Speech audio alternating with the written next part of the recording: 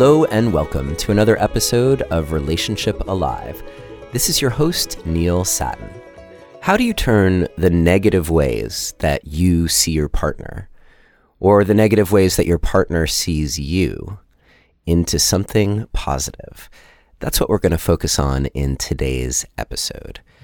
But first, I'd like to just remind you that Relationship Alive is my offering to you to help you have the best, most successful, thriving, passionate relationship that you possibly can. And of course, to help you get through the hard times. If you're finding the show to be having an impact in your life, please consider a donation to help ensure that we can continue. Every little bit counts, and you can choose an amount that feels right to you. Just visit neilsatin.com/support or text the word support to the number 33444 and follow the instructions. And this week, I would like to thank Ruthanna, Tanya, Patty, Stephen, Marie, Timothy, and Karina. Thank you all so much for your generous support of Relationship Alive. As always, we are going to be covering a topic today that requires you to have good communication skills with your partner.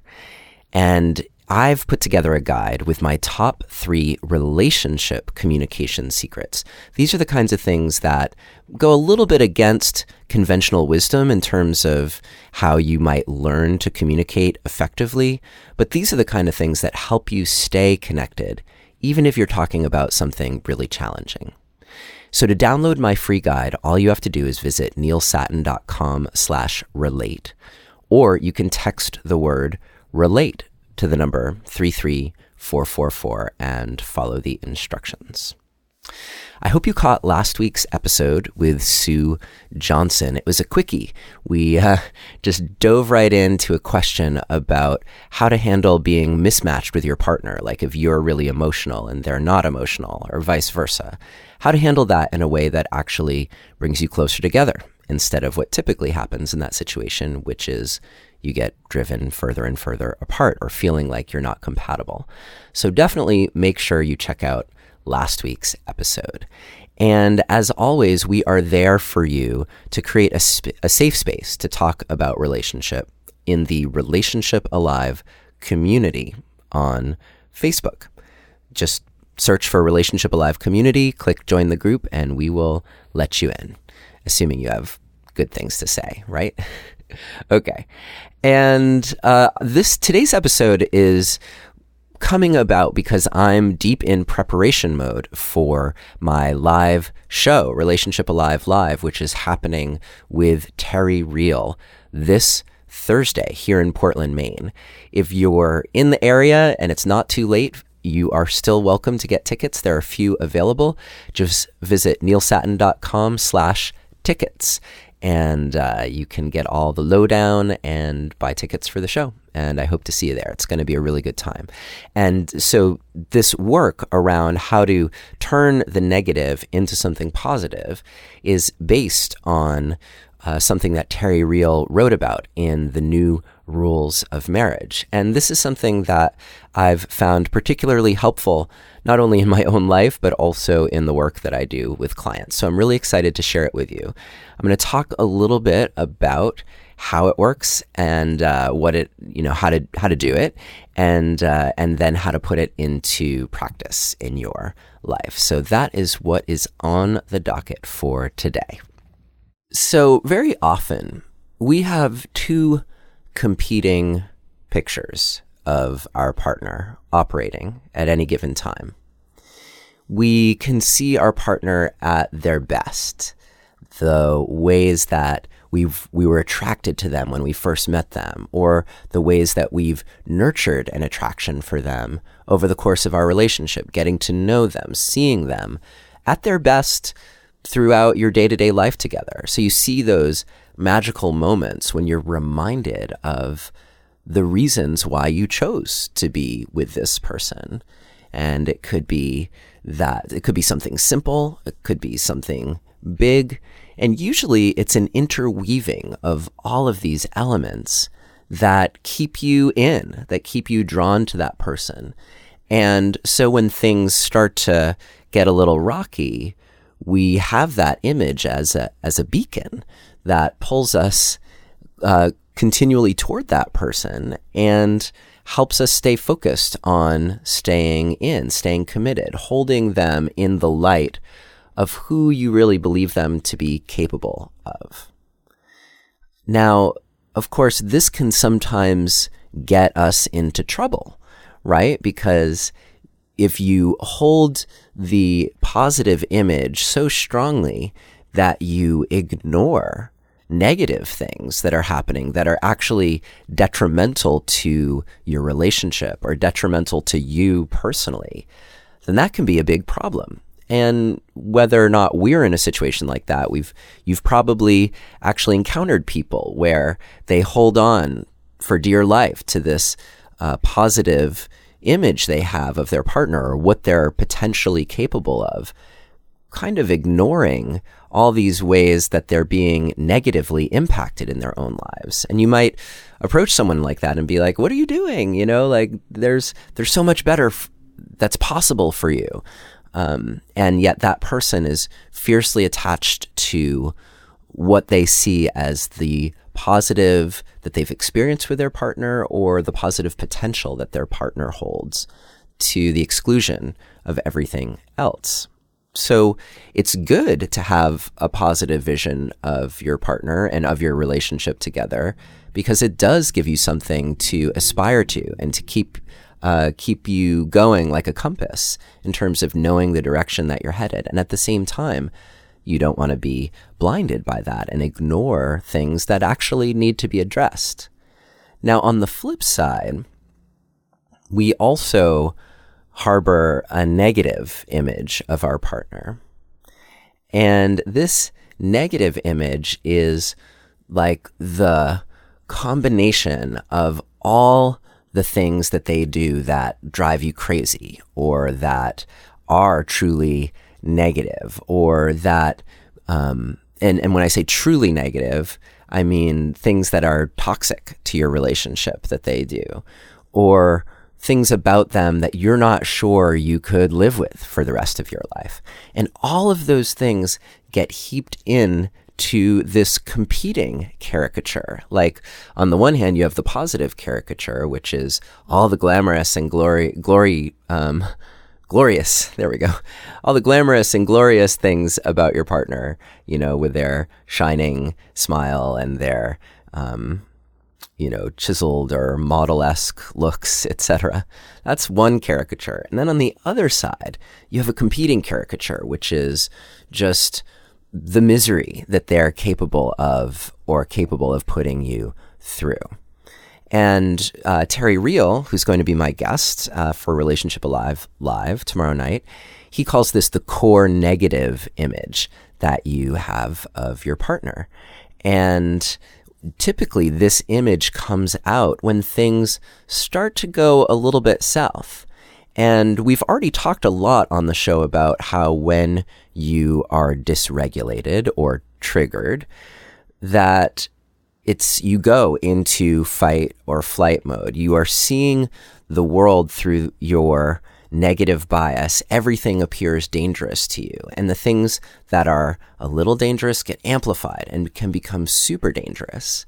And that's where your core negative image of your partner comes in, because you aren't necessarily seeing them accurately. It may be true that they've done one or more of those things, and maybe they've done them all at once at one point or another in your time together. But usually they're not all of those things at once. However, when the negative way of seeing them gets triggered in you, those all come into focus, and you can operate with them as if they are them at their worst. And so you can imagine that other caricature where, they look horrible and they're just broadcasting toxicity and annoyance and like all the things that really make it hard to be in relationship with that person. And these images compete with each other and make it challenging in hard times. Usually in the hard times, when you're in a good time, the negative image, it can haunt you, right? It can haunt you in terms of fear that that's something you're going to go back to, or that the good times won't last. But usually when you're in the good times, you're drawn by you're in the chariot and being pulled by that core positive image that you have of your partner. But when things start to go a little south or a lot south, then the core negative image looms large, like a big black hole, kind of sucking you in and drawing you towards this sense of your partner at their worst. And when you're relating to them that way, there's almost no way for that to go well. Now, one of the challenging things is not only that you hold these competing images of your partner, but also they are holding these images of you. They also see you at your best and at your worst. And when things aren't going so well, and you, of course, want them to see you in the best light possible, because, of course, you have the best intentions all the time, right? Even when you kind of mess up or you do something that's a little bit counterproductive or counterintuitive in terms of the overall health of your relationship and your connection, even in those moments, you're doing your best, aren't you? I mean, I sure am. And yet, in those moments when we need the compassion or understanding or forgiveness of our partner, it's more likely that our partner is going to be seeing us at our worst. And not only assuming that we didn't have the best intentions, but maybe even assuming that we had the worst intentions. And that is going to be flavoring the way that they interact with you.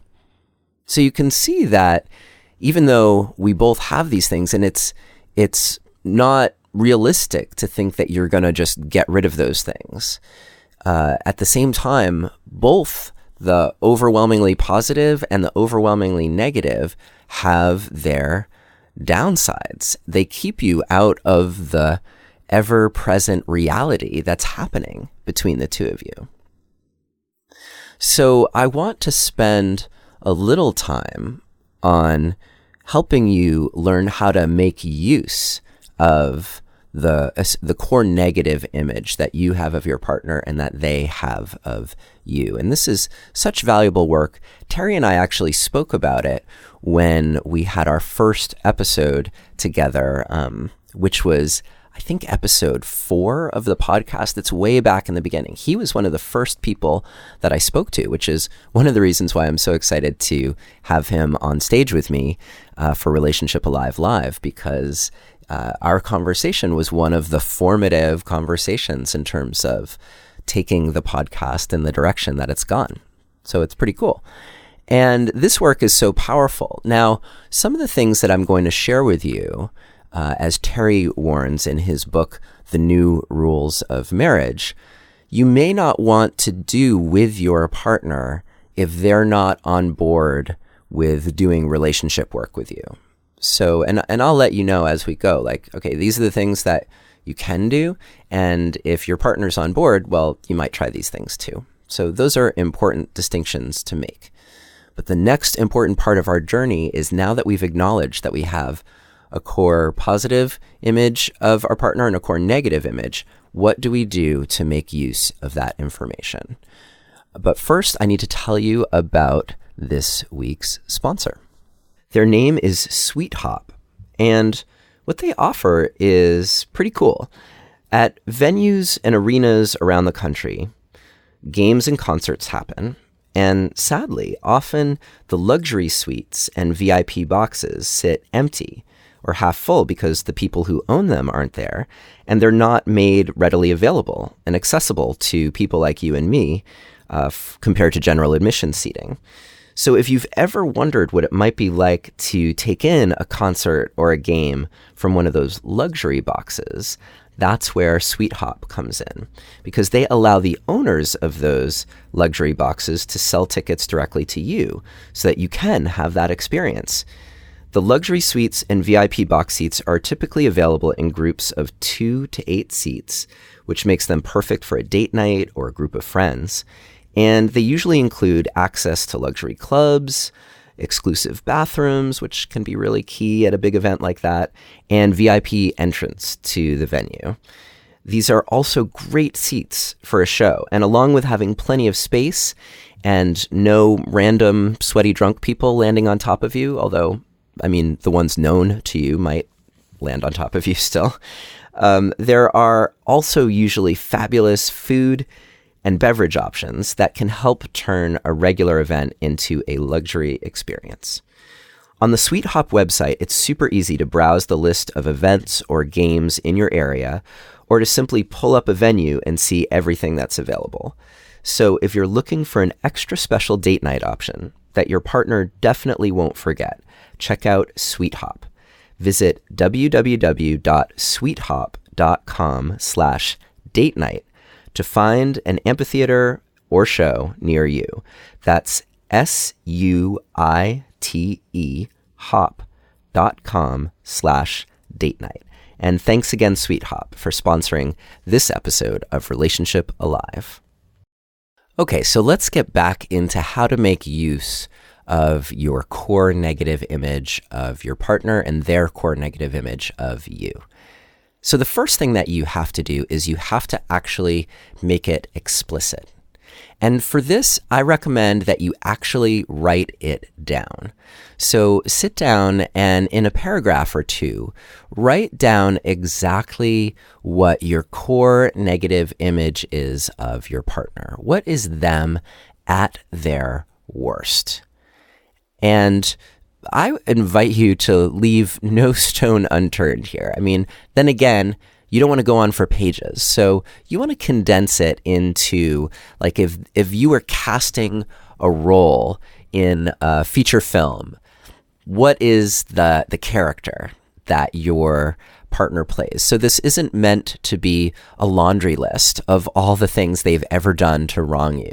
It's more like the characteristics. So when my partner is at their worst, they are super critical of me, or they're always late and unreliable, or they're loud and uncaring and like a bull in a china shop, or they're really messy and dramatic and problem focused, or I'm just giving you some examples, right? So you don't have to go into the specifics of how they've wronged you. And in fact, I think that would be detrimental. You just want to pull out all the little characteristics. Now, some of those specifics might come up and they might point you to the characteristics, because generally all of those things that have happened will fall into a few buckets, and not probably too many more than a few. So the step one is to take time and write your negative image of your partner, of their negative characteristics. The second step is for you to write down what you imagine your partner's core negative image is of you. And if you think back to some of their major complaints about you, or some of the big fights that you've had and what they've said to you or about you, then you probably have a pretty good idea of how you would show up in their eyes. So again, take time and write that all down so that you can get a really clear sense not only of what you're working with your partner, but where they end up with you. Okay? So once you've done that, the next step is to look at it and acknowledge what is true about it. So some things about what's up with your partner actually are true about them when they're at their worst. Now, if you're in a relatively good state, you'll see the absurdity of the whole picture being painted of like the evil potential that your partner holds. But if you look at it, you can acknowledge like, okay, here are some things that my partner actually has done at times that fit in to this image that I have of them. Now, perhaps even more importantly than acknowledging what's true in your core negative image of your partner is acknowledging what's true in their core negative image of you. So what is true about it? And this might be challenging for you because it's going to require you to see some of the ways that you're not perfect, some of the ways that you show up in a less than ideal way, at least when it comes to trying to have an amazing relationship, or at least in the ways that you and your partner bump up against each other. Because again, even with the best intentions, sometimes there are these ways that we just don't quite mesh. And if you haven't figured that out, then it could truly be something that eats away at the fabric of your relationship. So what is true about how your partner is most likely seeing you?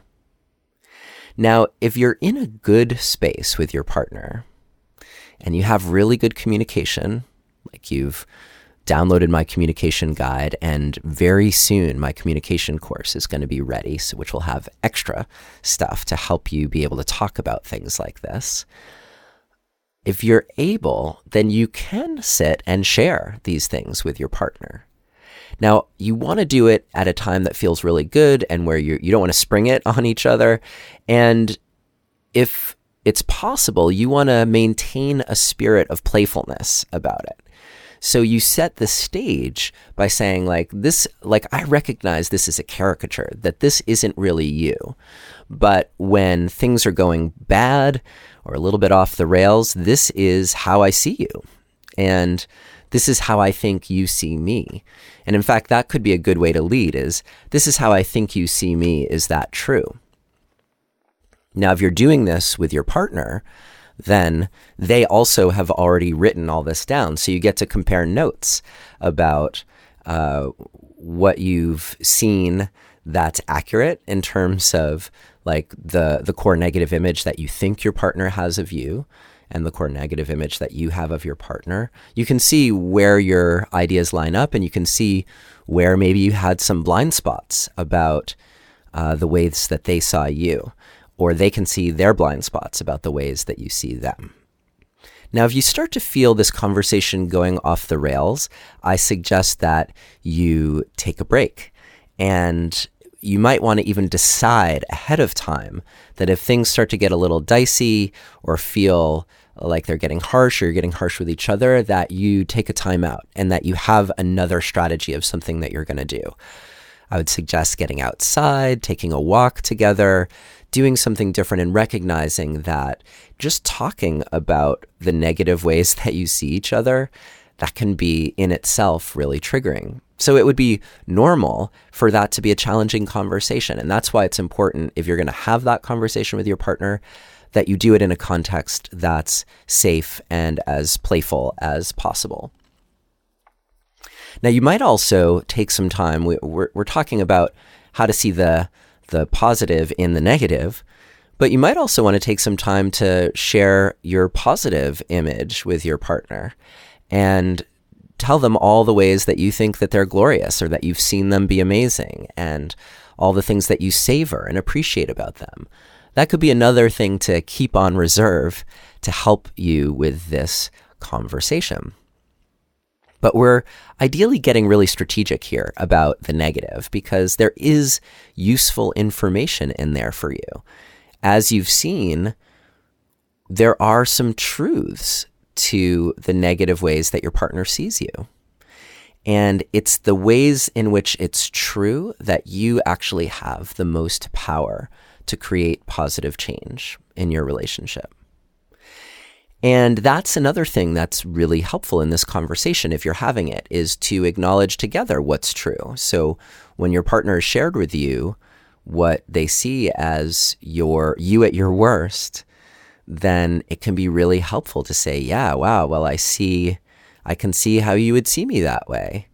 I know there are things that I've done at various times throughout the history of us being together that have played right in to that negative way of seeing me.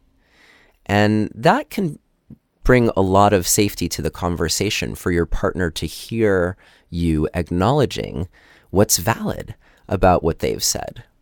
Now we're doing, again, this dance around something that's really challenging. So I'm going to give you both that warning and that reassurance that if you're finding this conversation to be difficult, it can be difficult. It doesn't have to be difficult, but it certainly can be. And if it is, that would be normal. But acknowledging the truth can take some of the sting out of it and can help connect you to your partner so that they don't feel crazy. Because when we look at the negative caricature that we hold of our partners, there's an element of us that can actually feel a little insane. Like, how is this possible? How did I end up with this person? And so being able to say, there are some things about this that I see that are true, and I just want to acknowledge it and have it be all in the light.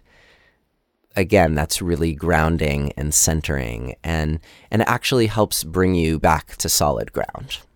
Okay? So what can come next? One of the most important things that you can do next is to, with your partner or by yourself, if you're not doing this with your partner, to identify what are the ways that you can act that are essentially the opposite of the things that have been identified as your negative behavior.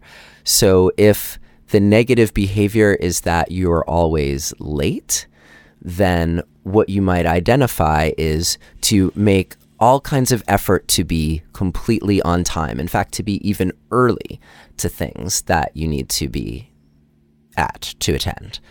So that's just one example. So you go down through all of the characteristics in this core negative image and you identify exactly what the positive alternative would be.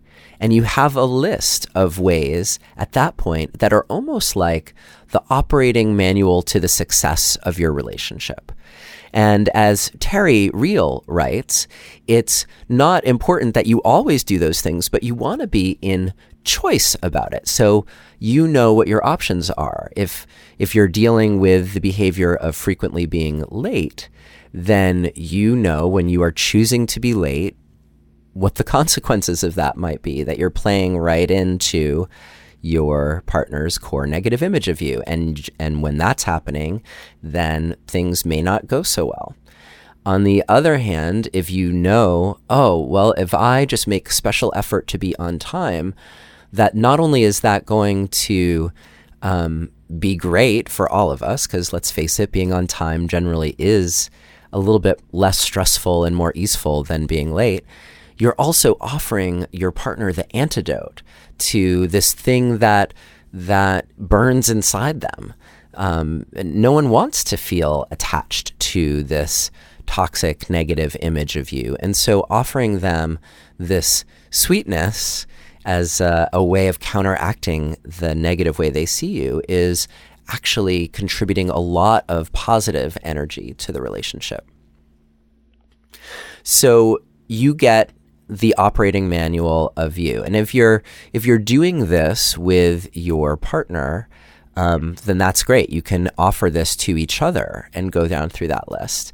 If you're doing this on your own, then there may be times when you can make requests of your partner and you can point out to them simple ways. Like, so if your partner were the late one, you might be able to say, hey, it would be, and of course you'd want to set the stage for this conversation, but you might be able to say, hey, it would make a huge difference for me if we could make an effort to be on time to things. Would you be willing to do that with me? Would you be, and if so, how can I help you be on time? Help me help you. That's a lot of what this whole conversation is about, is where you each learn how to help each other be more successful in your relationship with each other. So if you're not able to do that with your partner, you might offer them ways that you are going to act differently. So if things come up where you can tell your partner's negative core image of you is being triggered, then you might say, wow, like in this moment, I see that you're probably seeing me this way. Like you're seeing that I'm always late. And I want you to know that I'm going to put in extra effort the next time for us to be on time. And I'm wondering if you'd be willing to help me be on time. Is that something you'd be willing to do? Now, how many times do we offer things like that to our partner? Hardly ever. So you can see how powerful that would be. One of the last things that Terry talks about in terms of how to leverage your core negative image for good is to set up what he calls a dead stop contract with your partner. And you've heard me talk about this on the show in terms of having like a keyword or a code word for when one or the other of you gets triggered. You can just raise the red flag or the white flag and say pineapple or whatever your code word is, and that you would have a pre-existing agreement with your partner to stop whatever is happening in that moment and to focus on coming back into balance and coming back into being centered. And a dead stop contract works a lot like that, where you have an agreement that at any time either of you can offer this code word, which is a signal that someone's core negative image of you or yours of them is coming into play. And when one of you offers the code word, then the idea is for everything to stop and for whoever the offending party is, for them to lay down their weapon and to admit, oh yeah, I was doing that, or I was about to do that, and I'm sorry, and let me do this different thing instead. And thank you for bringing that to my attention, because I don't want to play in to your negative image of me, or I don't want to play into my negative image of you. So that is something that's really more for the advanced couples in the out there. So if you are one of those advanced couples, then that's where that kind of dead stop contract can really come in useful, because you are stopping dead in your tracks and doing something different. And you have to be at a certain level of relational health in order for that to go well. So if you can't quite do that, then I would fall back on just the strategy that I've spoken about before, which is when you see something happening in your partner, rather than calling them out, call yourself out. Say, whoa, I'm getting a little triggered here, or I feel a little off and I just need a little space to come back into balance. Or can we breathe together? Can we take a walk together? Can we do something to help us come back? So you're taking it fully on yourself, even if it's something you notice going on with your partner, because there's nothing that aggravates a triggered partner more than being called out on being triggered. So those are all the ways that you can use your partner's core negative image of you or your core negative image of your partner to find something good, to take things in a new direction, to develop new strategies for how you interact with each other. And again, I want to thank Terry Real for his valuable work and his book, The New Rules of Marriage. I hope that you come to see us in Portland, Maine, if you're able. And if not, definitely check out his book and the earlier episodes. There are 2 other episodes that I've done with Terry Real. And I also want to just stress, take the time to write these things down, because writing them down and really spelling it out not only helps you get clarity, but it activates circuits in your brain that don't get activated if you just think about it, or if you speak it out loud, or even if you type it. Literally, handwriting it in a notebook helps you integrate and really take the information in and do something different with it. So that is it for today. It is, as always, been great to be here with you, and I look forward to seeing you next week. And in the meantime, take care. I hope to see you in the Facebook group. Or if not, you can always feel free to write me. My email address is Neilius, Neilius, @neilsatin.com. I cannot always write you back because I do get a lot of email, but I do read everything that comes my way. And your thoughts and questions, or kind words, all of those things help make this podcast what it is. And it's so great to spend this time with you every week. So thanks so much, and I'll see you next week.